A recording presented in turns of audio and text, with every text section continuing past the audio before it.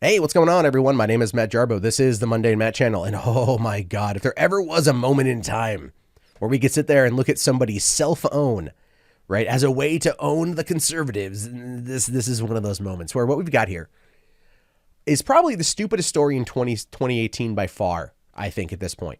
I mean, there's been some stupid stories this year, but this one, this one comes out of left field and makes you just go, what the fuck?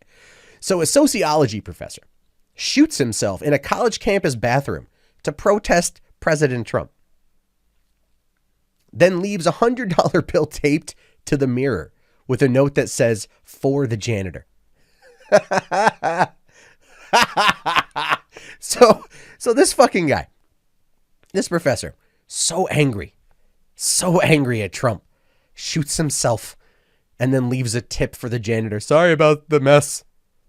I mean, like, you know, I mean, he isn't dead, so that's why I can laugh. If he had killed himself and to protest Trump, I would not be laughing. There was that guy, there was that one activist who to protest climate change set himself on fire recently in New York.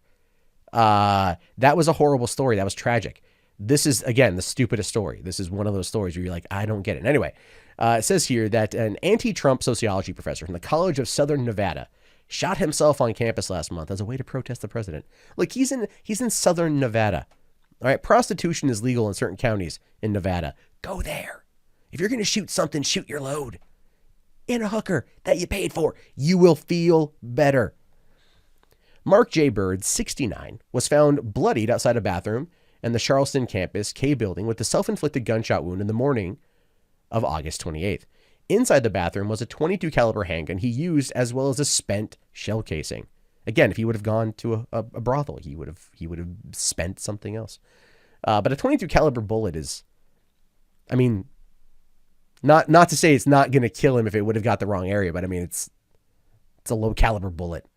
You know, I almost want to like invoke fucking Monty Python. It's just a flesh wound. Anyway, Bird also left a $100 bill taped to the bathroom mirror with a note that read, "For the janitor." One college employee who was holding his hand while trying to calm him in the moments after the shooting told investigators that Bird said he wanted to protest Trump. However, the police report did not elaborate about any specifics. Yeah, because even they're going like, you don't want this in there, man. Look, if we say this in the police report, we're going to probably have to 5150 your ass. All right, we're talking 3 days in a lockup and make sure that your ass is sane. I would actually just do that anyway. This is the stupidest damn thing people have done as a way to freaking own Trump, man. The only way you're going to own Trump, and this is just a general factoid about any political administration, is to vote. All right. I don't think a professor popping himself with a .22 caliber round and then taping a $100 bill to the freaking to the mirror of the bathroom is going to like bring any voters out to go, oh, well, I mean, clearly this guy was doing God's work to protest Trump. Now it goes on to say here, he was treated for his wound and later charged with possessing a dangerous weapon on school property, discharging a gun within a prohibited structure, and carrying a concealed weapon without a permit. All three of those seem pretty reasonable, right? I mean, there are, you're going to have your 2A people. They're going to be like, look, he should be able to carry that gun wherever he wants. And you know what? I'm not entirely against that in many cases.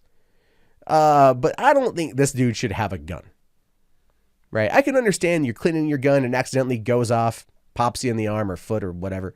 That's happened. And that's terrible and it's tragic. But it's an accident you can understand. But when you're the guy who's known for pulling out a gun, loading it, cocking it, and then popping yourself with it as a way to protest the president, not in a public square, not in a place where people can see, not while making a big grandstanding statement about how the government is taking away our rights and how Trump is the Antichrist and how he's going to ruin America. And then you shoot yourself as a way to protest them. You do it in a bathroom where no one can see you. Again, there are better things to do in a bathroom where no one can see you.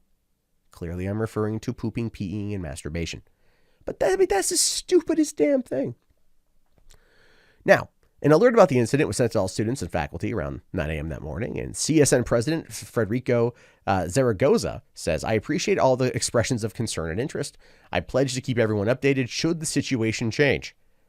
I don't know about that one, but Byrd was not identified in the newsletter. So they sent out a statement, and they're like, "Yeah, we're not going to tell you who shot himself." I think that's probably for the best, all things considered. CSN Faculty Union President Robert Manis says they never really told students much about it except it was resolved on the actual day of the shooting. When you don't give the full details, the rumors go crazy. It's unfortunate because it made the students and faculty very afraid and allowed rumors to proliferate. And that's a problem. Yeah, again, Mark Twain has said that a lie will make its way halfway around the world before the truth has the ability to put on its pants. And let's see, Byrd is scheduled for his initial court hearing on September 17th, and he's still currently employed as an emeritus faculty member at the community college. So the school has opted to keep him on the employ, even though he's facing 3 felony charges. And he shot himself to protest the president on campus in a bathroom after first period. Our first class of the day, I guess. And that's his way to... And he still has a job. I mean, I believe that Mark J. Byrd should probably... Well, I guess my question here, and this is what the article doesn't suggest, but it almost alludes to, I should point out. Did he try to kill himself and he failed? Is that what happened here?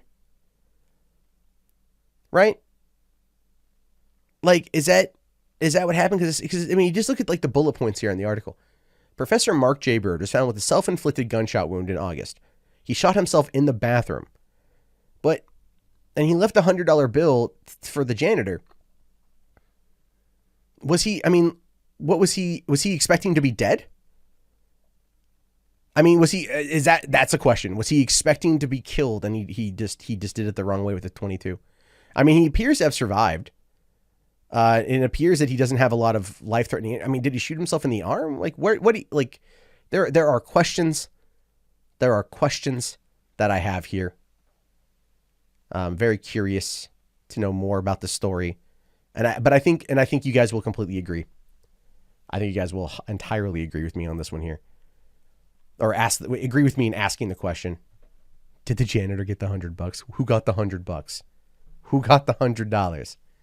I hope it was the janitor. I do. Because the guy's alive. I mean, here's the thing. If the dude had killed himself, right, I'm pretty sure, the $100 bill would have gone into evidence.